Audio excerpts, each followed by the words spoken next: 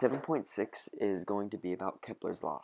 Kepler's law has to do with objects orbiting other objects, and the first two are relatively straightforward, but the last one is more of an accumulation of everything you've learned in Chapter 7. So the first law states that all planets move in elliptical orbits with the Sun at one of its focal points. Any object bound to another by a force that varies at 1 over r squared will move in an elliptical orbit. Another fact is that distances from any point on curve to two internal points, foci, is always the same.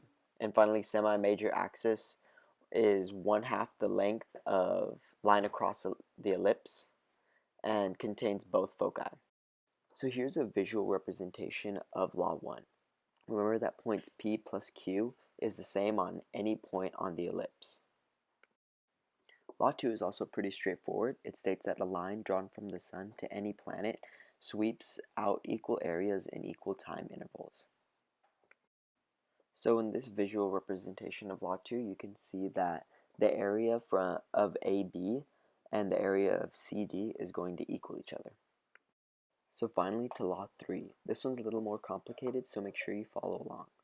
So it states that the square of the orbital period of any planet is proportional to create the cube of the average distance from the planet to the Sun. And in the equation I'm about to show you, t is going to equal 1 revolution, or the period. So in order to understand this law, we really need to understand how Kepler derived his equation.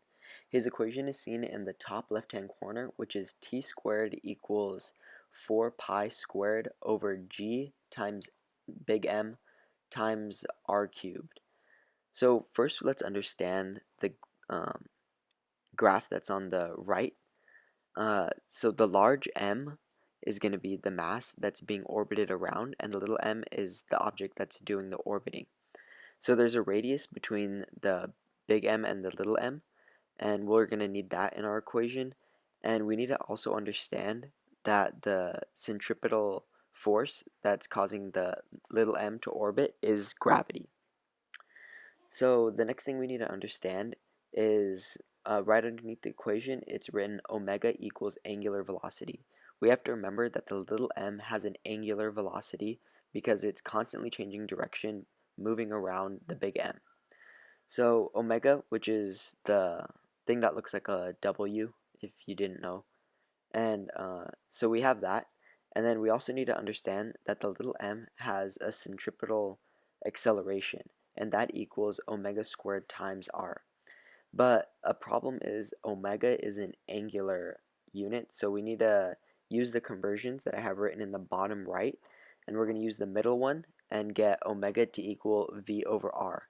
And then we're going to substitute that into the centripetal acceleration equation, and you get v over r squared times r.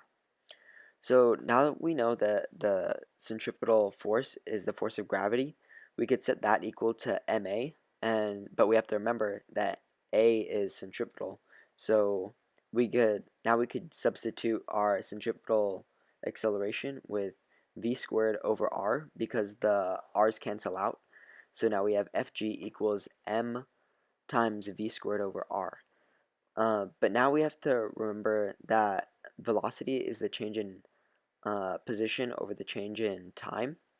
So that's going to be equal to 2 pi r, since that's the circumference of the circle, of the path that little m is moving around big M, and set that over t. So another thing that we have to remember, which is what we're going to set the whole thing equal to, is the Newtonian law of universal gravitation. So as you can see at the bottom in the square box, we have both equations set equal to each other. And if you set t squared equal on one side equal to everything else, you should get Kepler's third law equation.